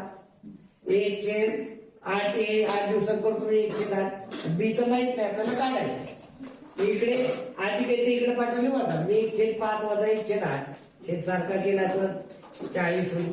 याचे 8 पट होईल 8 वजा इथे 5 पट होईल 5. उत्तर काय? 3/40. एका दिवसात 40 भागातील 3 भाग तो पूर्ण. मग पूर्ण करण्यासाठी किती दिवस लागतील? उत्तर येईल पूर्ण करण्यासाठी 40/3 दिवस लागतील. 40/3 पूर्ण काढलं तर 3 एके 3 बाकी राहिली 1 वर्ष घेतला 10 3 त्रिक 9 1 राहिली बाकी. 1 तशी ठेवली, छेदात 3 आहे ते लिहिली तर 13.1/3. दशम चिन्हामध्ये केलं तर 13.3 आवर्ती. उत्तर पर्याय क्रमांक 2. पुढे 6 ते 45 मध्ये 5 ने निश्चित भाग जाणाऱ्या संख्यांची सरासरी. 6 ते 46 5 ने भाग जाणारी ही पहिली संख्या आहे 10, नंतर 15 20 25 30 35 40 आणि 50. याची सरासरी बेरीज करा. 5 आणि 5 10 15 20 0 4 2 4 8 8 7 14 18 19 22 किती संख्येची आहे? 8 भागिले 8 करा 8 दुने 16 बाकी राहिली 6 6 0 8 7 56 4 राहिले 8 5 4 27 पण हुशार मुलांनी बघितलं वरती 4 सोडल्या खाली 4 सोडल्या या दोघांच्या मध्ये येते मग 25 आणि 30 ची सरासरी काय येते 25 आणि 30 ची सरासरी दोघांच्या मधली संख्या 25 आणि 30 च्या मधली 27.5 तर उत्तर तिथं या पद्धतीने काढणं अपेक्षित आहे ना तुम्ही या पद्धतीने काढायला हवं होतं पर्याय क्रमांक 2 रमेश आपल्या उत्पन्नाचा 1000 बचत करतो जर त्याचं उत्पन्न 5000 रुपये असेल तर शेकडा बचत किती 5000 रुपये त्याचं उत्पन्न आहे 5000 रुपयाला बचत किती आहे 1000 रुपये तर 100 रुपयाला एक्स मांडली काय एक्स बरोबर 5000 सॉरी 1000 गुणिले 100 भागिले 5000 येते 3 0 3 0 3 0 5 1 5 5 दुने 10 वरचे 0 उत्तर किती येणार आहे 20%. आता इथे 5 ओळस तुम्हाला गोंधळ केला होता 2500 रुपयाचे 6% दराने 1800 रुपयाच्या 8% दराने फैलला सरळ व्याजाने दिली फैलने 1 वर्षाचा परत केलेला सरळ व्याजात कितीचा फरक असेल आता दोघांच्या व्याजामधला फरक विचार 1 वर्ष आहे मग 2500 चे 2500 रुपयाचे 6% दराने एका वर्षाचं व्याज किती येईल 225 100 आणि इकडं 1800 रुपयाचे 6% दराने 1 वर्षाचं 200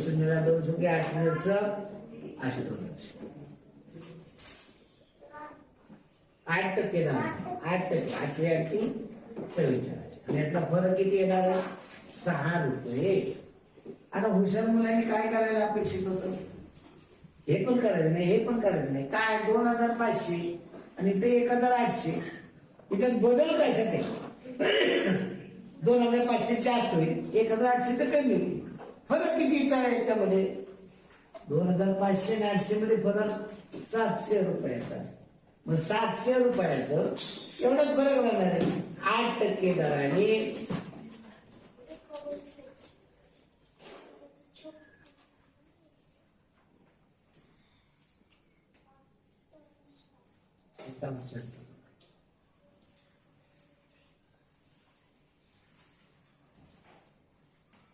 इथं तोंडी देखील काढलं शकलं असतं 25 26 150 होतात 88 44 144 होतात त्यातला फरक काढला उत्तर 145 50 आणि 144 मधला फरक 6 रुपये येणार आहे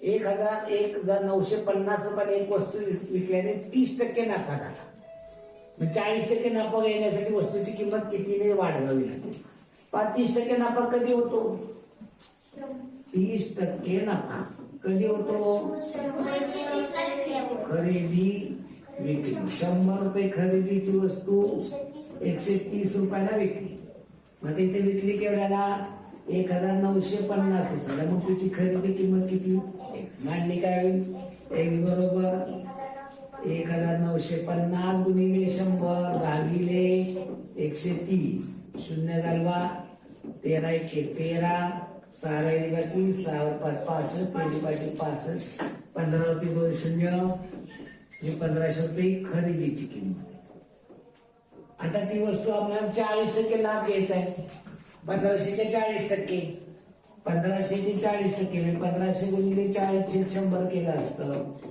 2 शून्य इकडल्या एक आलेलं इकडल्या शून्य 150 गुणिले 4 600 रुपये नफा पाहिजे मग तो 1500 मध्ये खरेदीची किंमत 1500 आहे त्यात 600 मिळवले 2100 रुपये तुम्हाला सर या पद्धतीने जमलं असतं का जमलं असतं 40% नफा कधी होतो 40% नफा खरेदी 100 रुपये आणि विक्री 140 रुपये मग आपल्याकडे कुठली किंमत आहे खरेदीची किंमत आहे 1500 विक्रीची किंमत काढायची मग मांडणी काय x बरोबर 1500 गुणिले 140 भागिले 100. इकडला एक शून्य घालवला तर इकडला एक शून्य घालवला. 14 शून्य शून्य 14 पंचे 70 14 एके 14 7 21. मला हे देखील अपेक्षित तुमच्याकडून होतं. 72 किलोमीटर प्रति तासाने धावणारी एक रेल्वे 250 मीटर लांबीचा प्लॅटफॉर्म 26 सेकंदात ओलांडते. तर रेल्वेची लांबी आता 26 सेकंदात ओलांडते, त्याच्यावरती गणित तयार करायचं. एका तासात 72,000 सॉरी तर एवढं नको 26 सेकंदामध्ये इथं 72 किलोमीटर प्रति तास म्हणजे एका तासात 72 किलोमीटर म्हणजे सेकंदात केलं तर 3600 सेकंदामध्ये 72,000 मीटर. 3600 सेकंदात 72,000.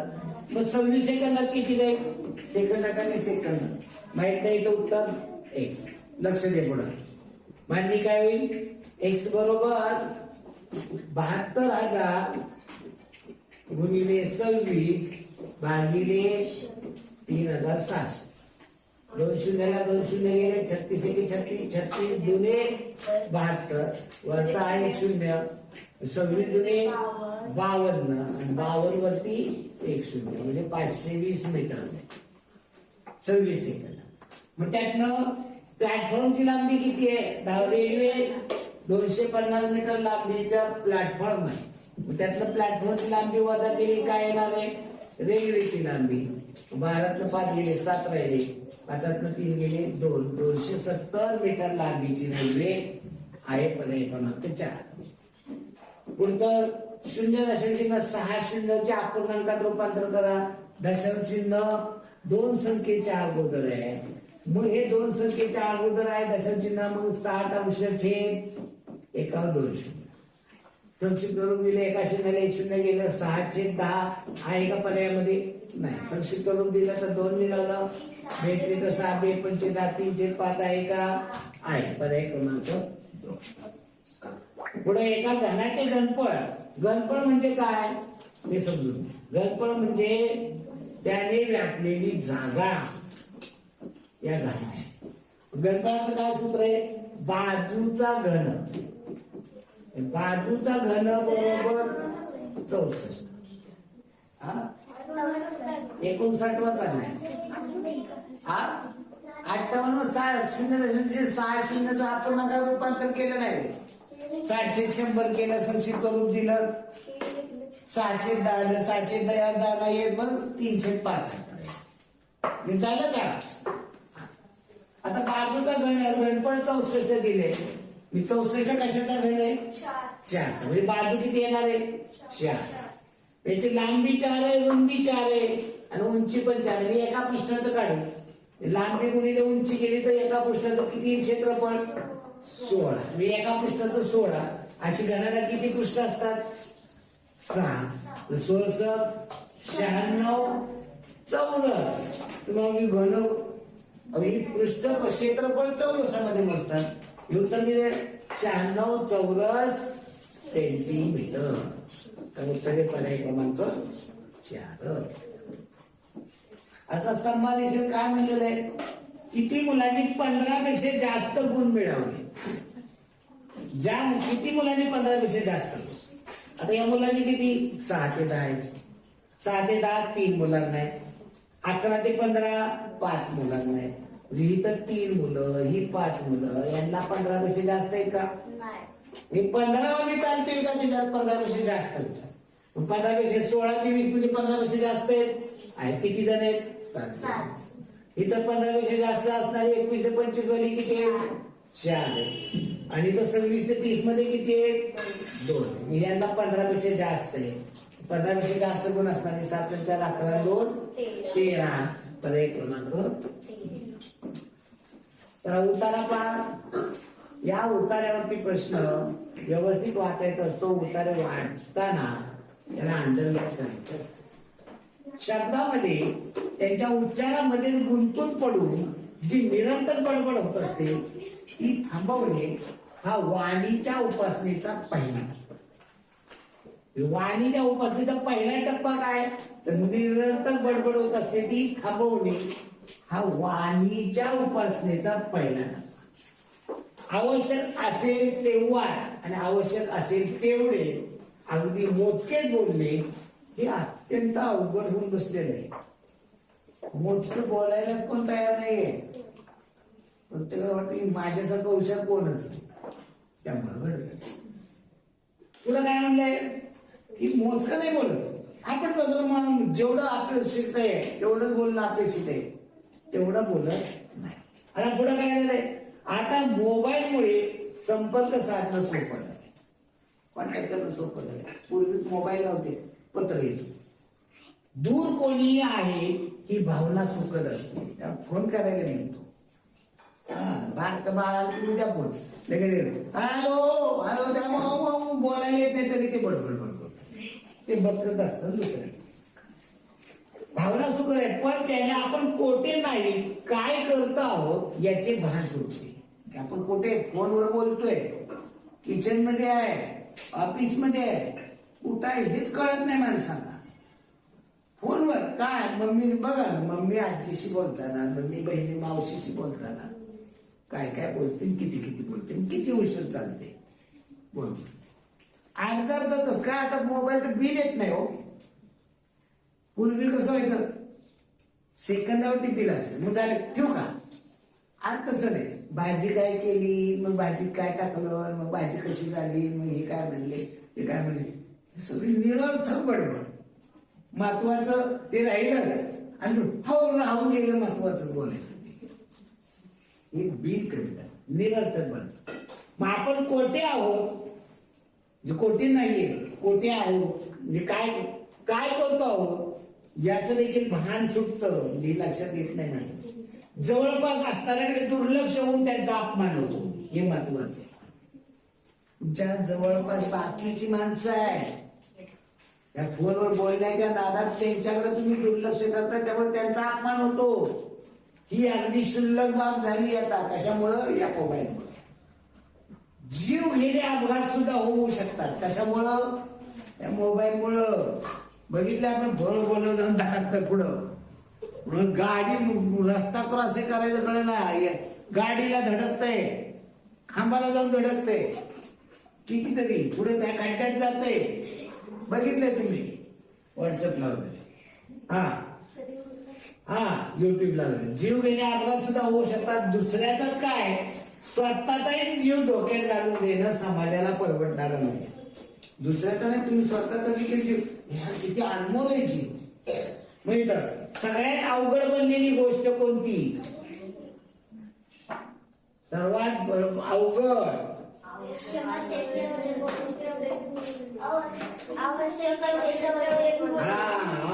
असेल तेवढेच अगदी मोजके काढून टाकले. आवश्यक असेल तेवढेच बोलणे हे अत्यंत अवघड होऊन बसलेलं आहे. आवश्यक असेल तेवढेच बोलणे मग शब्दशः अगदी हे देखील घालून द्यायला नाही पाहिजे.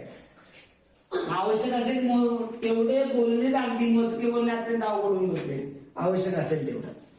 मोबाईलमुळे गेम खेळणं सोपं झालंय माहिती आहे आम्हाला. फोटो काढणं सोपं झालंय माहितीये. अपघाताला आमंत्रण मिळत माहितीये. मोजकेच बोलता येते. मोबाईलमुळे काय होतं सगळ्यात जास्त इथं दिलेलं आहे जीव घेणे अपघात सुद्धा होऊ शकतात. म्हणजेच अपघाताला आमंत्रण मिळतंय. आता हे सगळं गेम खेळणं सोपं झाले बरोबर फोटो काढणं सोपं झालं अपघात मिळत आहे मोजके बोलता येते असं नाही ते काढायचं. मोबाईलमुळे काय घडतं तर अपघाताला आमंत्रण मिळत आहे. तर उत्तर पर्याय क्रमांक 3 जवळपास असणाऱ्याचा कशामुळे अपमान होतो त्या बोलण्याच्या नादात त्याच्याकडे लक्ष देत नाही हो त्याचा अपमान होतो ना. हे लक्षात आलं पाहिजे. मोबाईलमुळे अपमान होतो. निरर्थक बडबड मराठी मधला आहे ना शब्द मग तुम्हाला मराठी शब्द विरुद्धार्थी शब्द तुम्हाला म्हणतो ना त्यासाठी काय चरपट पंजारी म्हणजे काय निरर्थक बडबड. सूर्य हा आपल्या सूर्यमालेचा एकमेव ऊर्जा स्रोत आहे. आपल्या सूर्यमालेत एकच सूर्य आहे, बाकीचे लांब आहेत दुसऱ्या सूर्यमालेतले. सूर्याची ही ऊर्जा प्राणी आणि वनस्पती शोषून घेतात. सूर्य जी आपल्याला प्रकाशाने उष्णता देतो, ही प्रकाशाने उष्णता प्राणी आणि वनस्पती शोषून घेतात. त्या ऊर्जेवर त्यांचं पोषण होतं, सूर्याकडनं मिळालेल्या ऊर्जे. त्याच्यात ती ऊर्जा रासायनिक ऊर्जेच्या स्वरूपात साठवली जाते. झाड काय करतं? मुळाने शोषलेलं अन्न व पाणी, हे क्षार व पाणी पानामध्ये येतात. पानामधील हरित कणांचा वापर करून, हरितद्रव्याचा वापर करून सूर्यप्रकाशामध्ये हवेतला कार्बन डायऑक्साईड वापरून वनस्पती आपलं स्वतःचं अन्न तयार करतात. आणि तयार झालेलं अन्न बाकी सगळ्या झाडांना पुरवलं जातं. त्यामुळे फळं येतात, फुलं येतात, पानं येतात, मुळं वाढतात सगळं. ओके, म्हणजे ऊर्जा रासायनिक स्वरूपात त्याच्यामध्ये साठवलेली असते. आपण ती घेतो, फळं घेतो, फुलं घेतो, काय असेल ती घेतो. म्हणजे त्याच्याकडनं आपल्याला जवळजवळ आपल्या आहारामध्ये 95% पेक्षा जास्त सगळं वनस्पतीपासून मिळणारच आहे.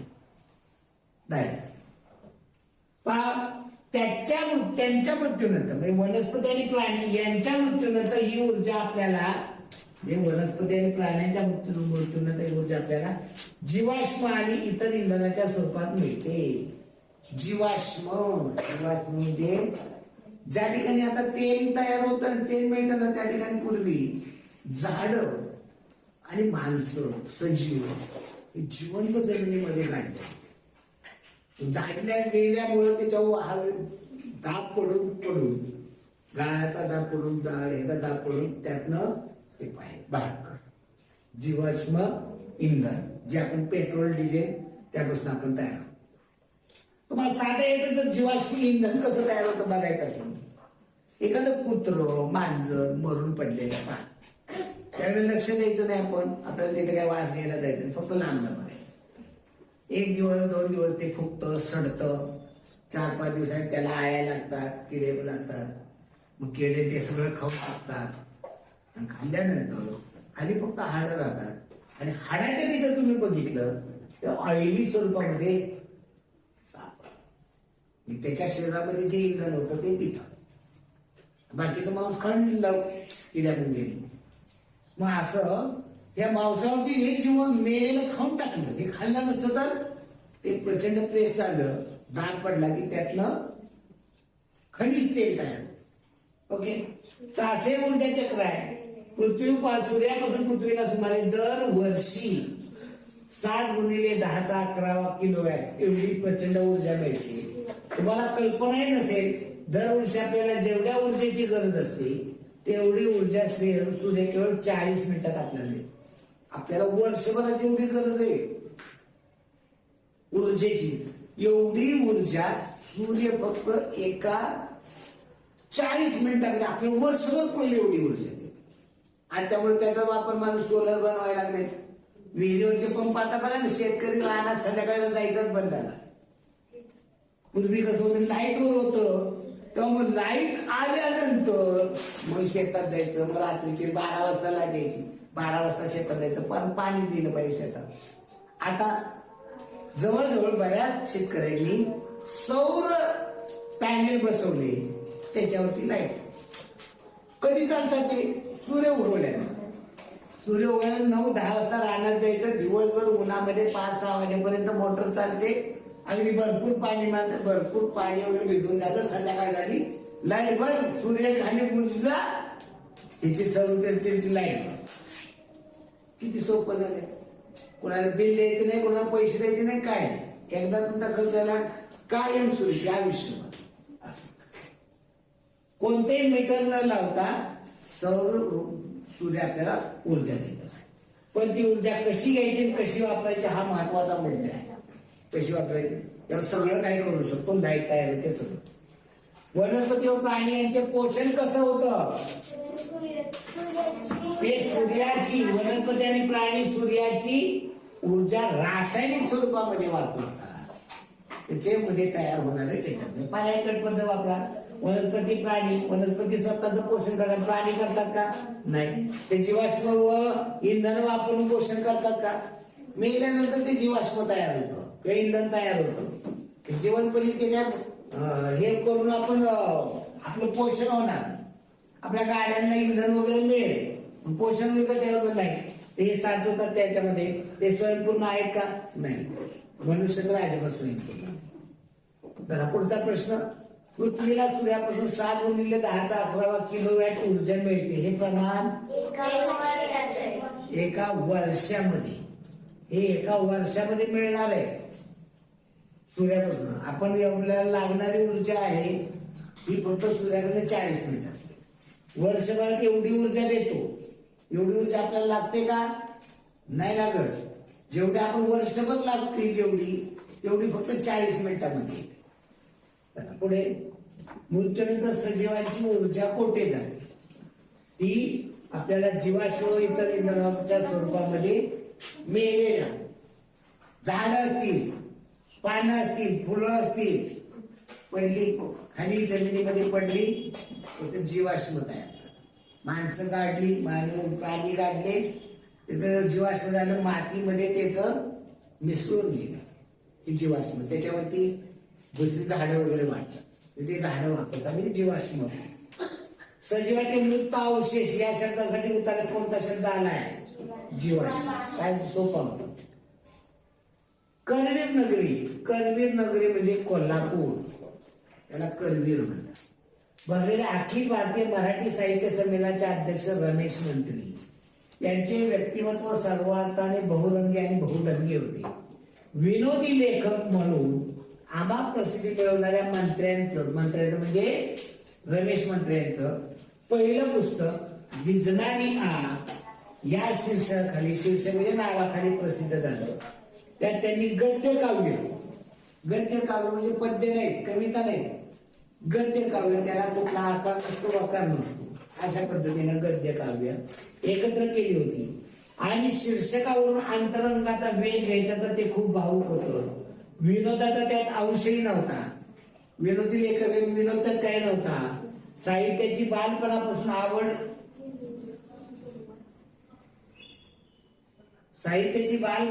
आवड, शाळेत शिक्षणाने मोठा झाल्यावर तू कोण होणार, प्रत्येकाला विचारतात शिक्षक. या प्रश्नाला त्यांनी म्हणजे कोणी, रमेश मंत्र्यांनी मी लेखक होणार असं ठणकावून सांगितलं. जसं यशवंतराव चव्हाण सांगितलं मी मुख्यमंत्री होणार, तसं यांनी सांगितलं मी लेखक होणार असं ठणकावून उत्तर दिलं होतं. मी डॉक्टर होणार, मी कंडक्टर होणार यासारख्या इतरांनी दिलेल्या उत्तराच्या पार्श्वभूमीवर मंत्र्यांचं उत्तर शिक्षकाला काय, वर्गमित्रांना काय बरंच चमत्कारिक वाटलं.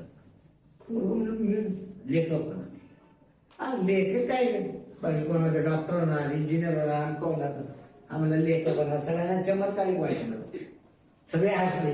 मात्र आपण पुढे विनोदी लेखक म्हणून नाव मिळवू अशी पुसटशी शंका स्वतः मंत्र्यांना आली नाही. मंत्र्यांना म्हणजे रमेश मंत्र्यांना. कोल्हापुरात त्यावेळी माधव ज्युलियन होते, वि. स. खांडेकर ही लेखकाची नाव आहे बरं का.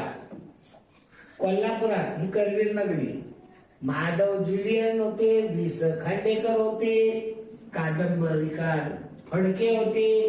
यांच्या साहित्याने प्रभावित झालेल्या मंत्र्यांसमोर गडकरी, ची. जोशी यांचा आदर्श असणं अशक्य नव्हतं. आता प्रश्न असा येऊ शकला असता किती लेखकाची नाव आलेले आलेला आलं. तर रमेश मंत्री यांच्या पहिल्या पुस्तकाचं नाव रमेश मंत्री यांना काय व्हायचं होतं, साहित्यिक म्हणजे काय भानगडे हे तुम्हाला माहिती असलं पाहिजे. बरं माहिती नसेल तर पर्यटन करायला डॉक्टर व्हायचं होतं का, कंडक्टर व्हायचं का नाही, नेता व्हायचं का नाही, साहित्यिक म्हणजे लेखक. रमेश मंत्री हे टिंबटिंब म्हणून प्रसिद्ध झाले. शीर्षक असा मराठी शब्द या उतार्याला कोणतं शीर्षक द्या म्हणजे कोणतं नाव द्या असं आलेलं आहे ना बरेच वेळा. अखिल भारतीय. आता तुम्हाला फसवायला काय तर दिलं पाहिजे पर्याय या उत्तराला तुम्ही काय म्हणजे विचार करता. मी तुम्हाला मराठी आहे पण आता मी किती वेळा प्रश्न आलाय या उत्तराला कोणते शीर्षक द्या. आलाय का आतापर्यंत? शीर्षक म्हणजे काय झालं? तू कसं अखिल लिहिलं या असं फसतात मुलं कुठं, आणि आम्ही तेच विचार करत असतो कसं फसवणार. मृत्युंजयचं आणि शिवाजीरावांच्या आजरा या जन्मगावाचं एक वेगळं. मृत्युंजय ही कादंबरी आहे, ही पुण्यावरती आधारित पुढे लिहिलेला आहे. शिवाजीराव हे लेखक आहेत, शिवाजी सावंत यांचं नाव आहे. शिवाजी सावंत यांनी छावा देखील लिहिलेली आहे. मृत्युंजय कर्णावरती आधारित आहे, ती पण लिहिलेली. छावा ही संभाजी महाराजांवरती, छावा संभाजी महाराज. तर छोटीशी एक गोष्ट घेऊन त्याच्यावरती एवढी मोठी कादंबरी लिहितात. असे प्रगल्भ असे त्यांचे विचार असतात, आणि त्याच्या ह्याच्यातनं ते संपूर्ण आपल्याला अगदी त्याच्यामध्ये कर्णाचं कसं योग्य होतं बरोबर हे ते पटवून देतात मृत्युंजय. तर आजरा हे जन्म गाव आहे. या शिवाजी सावंत यांचं जन्मभूमी, या ठिकाणी जन्म झाला, लहानपण तिथे गेलं. आजरा या जन्मगावाचं एक वेगळंच नातं आहे. पूज्य लक्ष्मण बुवा मोरजकर महाराजांवरील एका लेखा, ही लक्ष्मण बुवा मोरजकर यांच्यावरती एक लिहिला. या लेखात शिवाजीरावांनी ते रेखाटले आजऱ्याची माहिती. ते म्हणतात, माझी पहिलीच कादंबरी मृत्युंजय लिहिताना मी कोल्हापूरच्या मेन राजाराम हायस्कूल मध्ये अध्यापक होतो. काय याचा अर्थ? कोल्हापूर मधलं main Rajaram high school, Rajaram high school Kolhapur मध्ये, तिथं ते शिक्षक होते. कुठं? कोल्हापूर. दिवाळी आणि उन्हाळ्याची सुट्टी, शिक्षकाला कधी सुट्टी असते? तुम्हाला कधी असते सुट्टी? दिवाळीची सुट्टी 15-20 दिवस असते, उन्हाळ्याची सुट्टी महिना 1.5 महिना असते. मग तेव्हा शिक्षकांना बी सुट्टी असते का नसते? असते. मग शिक्षक काय करणार? तुम्हाला सुट्टी असल्यावर तुम्ही कुठे जाता? मामाच्या गावाला. मग शिक्षकाला सुट्टी असल्यावर ती कुठं जाणार? त्यांच्या जन्म गावाला, आई वडिलांकडं. बरोबर. ही कामाची ड्युटी आहे तिथं जाणार, सुट्टी म्हणली की तिथं जाणार. मग दिवाळी आणि उन्हाळ्याच्या सुट्टीत मी आजऱ्याला जाईल. आजरा हे गावाचं नाव आहे. मनात बोलणाऱ्या कथानकातील एखादा अवघड भावप्रसंग उलगडेल असा झाला ही उन्हाळ्यात मी बुवासाहेबांच्या समाधी समोर येत असते. की तिथं आजऱ्यामध्ये बुवासाहेबांची समाधी तिथं येत असते. श्रीकृष्ण आणि कर्ण मृत्युंजय मध्ये श्रीकृष्ण आणि कर्ण याच्या, आता कर्ण हा कौरवाच्या बाजूने लढत, श्रीकृष्ण पांडवाच्या बाजूने लढत, आणि हे दोघे जणी एकत्र भेटल्यानंतर काय प्रसंग होईल, काय बोलतील, हे या लेखकाला म्हणजे शिवाजी सावंतांना व्यवस्थित नाही ते लक्षात येत नाही. तेव्हा अशा वेळी ते पूज्य बुवासाहेबांच्या समाधी समोर रात्री 12च्या सुमारास डोळे मिटून शांत आजऱ्यामध्ये आले की तिथं जवळून हिरण्यकेशी जाते. हिरण्यकेशी नदी वाहत असते उन्हाळ्यामध्ये काय पाणी असतं, पण या नदीच्या खळखळणाऱ्या आवाजाच्या शेजारी या बुवासाहेबांच्या समाधी जवळ निवांत आरामात डोळे मिटून बसायचे. कसं लिहिता येईल, काय लिहिता येईल याचा विचार करायचे. तिच्या उन्हाळ्यामुळे थोडकच पाणी होतं. पलीकडं आजऱ्याची स्मशानभूमी नदीच्या काठी कसं बदलमध्ये असतं, आजऱ्याची स्मशानभूमी हिरण्यकेशी नदीच्या शेजारी होती. रातकिड्यांची किरण एक तारे ऐकत मी तिथे देखतात की तिथं मी बसलो. रात्रीची वेळ रातकाडे किर किर आवाज करतात, काजवे चमकत असतात अशा रात्रीच्या वेळेस. मग अजब विचार मनात का या काळात डोकावून गेले सांगवत नाही. जाणं त्यांनी मृत्युंजय मधील हा प्रसंग पाहतो की तुम्हाला मोठं झाल्यावर मृत्युंजय कधी कादंबरी मिळेल तर श्रीकृष्ण आणि कर्ण याच्या भेटीचा प्रसंग तुम्ही त्यातनं वाचा. मृत्युंजय ही कादंबरी कोणाच्या आयुष्यावर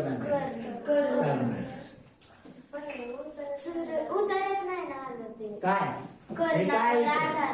श्रीकृष्ण व कर्ण याच्या भेटीचा प्रसंग असाच होता. त्याच्यामध्ये मृत्युंजय कादंबरी श्रीकृष्णाच्या याच्यावरती कादंबरी कोणाच्या आयुष्यावर आहे मृत्युंजय ही माहिती पाहिजे ना. जसं तुम्ही छावा म्हणलं कोणाच्या याच्यावरती आहे मग तसं कर्णाच्या याच्यावरती कोणती आहे फक्त आणि फक्त कर्णावरती ती संपूर्ण आहे. महाभारतातलं नाहीये त्याच्यावरती फक्त आणि फक्त कर्णाच्या संपूर्ण जीवन याच्यावरती आपले मृत्यूचे कादंबरी. रामायण म्हटलं की रामावरती आहे, महाभारत म्हटलं की कौरव पांडवावरती आहे, पण याच्यामध्ये शिवाजी सावंतांच्या मृत्यूमध्ये फक्त आणि फक्त कर्णावरती. शिवाजीरावांची कर्मभूमी कोणती? कर्मभूमी म्हणजे नोकरी करणारे, काम करण्याचं ठिकाण, म्हणजे आजला जन्म नाही. कर्मभूमी म्हणजे कामाचं ठिकाण कोल्हापुरी. बुवा साहेबांची समाधी कुठे आहे? आता ते म्हणले की सुट्टीला आम्ही कुठे जात होतो? आजऱ्याला. हिरण्यकेशीच्या नदीच्या शेजारी बुवा साहेबांची समाधी कुठे आली? मग आजऱ्याला. वरील उत्तरात कोणत्या नदीचा उल्लेख आलाय? पुढे शेवटचा उत्तरा. अमेरिकेच्या संरक्षण विभागाचे मुख्यालय असलेले पेंटागॉन जगभरातील लोकांच्या कुतूहलाचा विषय आहे. पेंटागॉनची इमारत जी आहे ना पंचकोनी, अशी पंचकोनी खूप मोठी, म्हणजे अगदी ती पसरलेली आहे 27 मैल, 17 मैल एवढी जागा, तिचा क्षेत्रफळ, एवढी मोठी इमारत. जगातील सर्वात मोठे कार्यालय इमारत या ठिकाणी 25,000 पेक्षाही अधिक कर्मचारी एका वेळेस काम करतात. पेंटागॉनचं डिझाईन अमेरिकन आर्किटेक्ट जॉर्ज बर्स्ट्रॉम यांनी बनवलेलं आहे. 14 जानेवारी 1943 मध्ये त्याचं उद्घाटन झालं. हे कार्यालय 17.5 मैलाच्या जागेत उभे. इमारत इतकी मोठी आहे की अनेकांना त्यामध्ये इष्ट स्थळ शोधणं कठीण जातं. एकदा तर दुसऱ्या महायुद्धानंतर अमेरिकन लष्कराचे प्रमुख जनरल आयझेनहॉवर आपल्याच कार्यालयाचा मार्ग विसरून भटकत राहिले.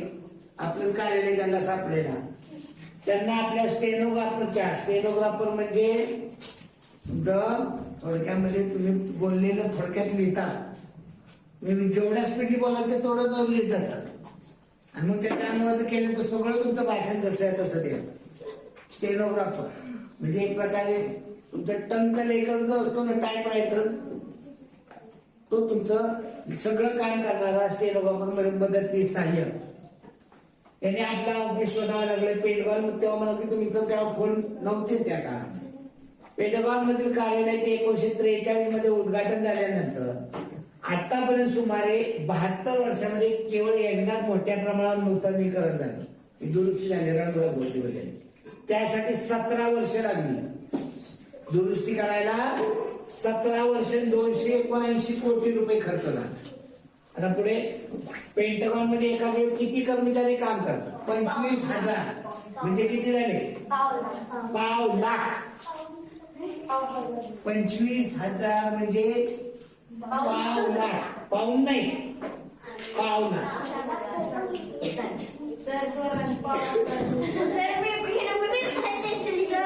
पाऊन लाख म्हणजे किती झाले? पाऊन लाख म्हणजे किती झाले? 1 लाख, अर्धा लाख म्हणजे किती? पाव लाख म्हणजे किती? पाऊन लाख म्हणजे किती? मग एक पोपट सांगतोय मी इथं. पाव लाख म्हणजे कळलं ना का? पाऊन लाख कसं लिहिलं?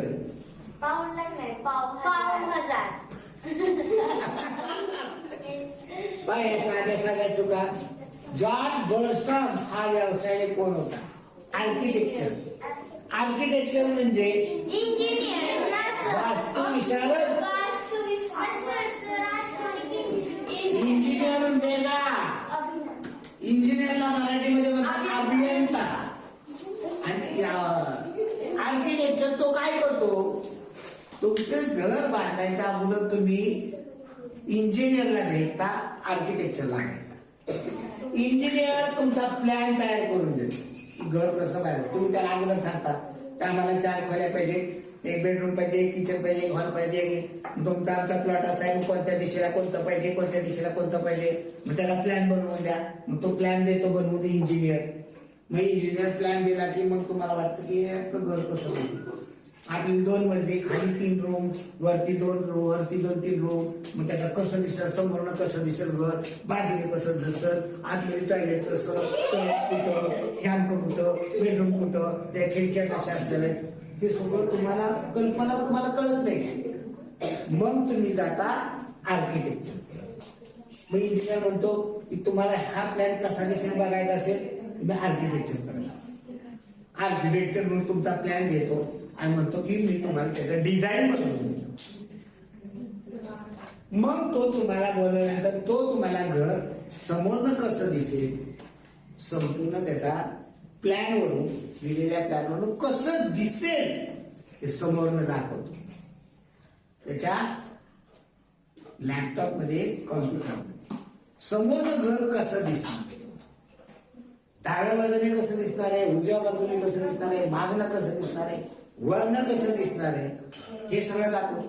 नंतर तुम्ही आतमध्ये गेल्यानंतर तुमचा हॉल कसा असेल, हॉल मध्ये किती लांबी असेल तुमचा, तुम्हाला दिसत सर आम्हाला त्या बैठक हॉल मध्ये आम्हाला हे असं बनवायचंय, मग ते बसतंय का तिथं, जे हे सगळं बेडरूम मध्ये बेड कुठं असेल, खिडकी कुठं असेल, किती उंचावर असेल, हे सगळं तो जातो. याला म्हणतात वास्तुविशारद म्हणजे आर्किटेक्चर. इंजिनियर प्लॅन तयार करतो आणि तो प्लॅन कसा दिसेल हे आर्किटेक्चर दाखवतो. स्टेनोग्राफर म्हणजे मदतनीस, सहाय्यक. पेंटागॉन इमारतीने किती जागा व्यापलेली आहे? 17.5 मैल. योग्य या शब्दासाठी उतारण्यात आलेला शब्द 1 मैल म्हणजे 3.3 किलोमीटर. मग तुम्हाला सांगू त्याच्याला 17.5 मैल म्हणजे किती? 1 म्हणजे 1 किलोमीटर बरोबर 3.3 किलोमीटर. ओके, धन्यवाद मित्रांनो.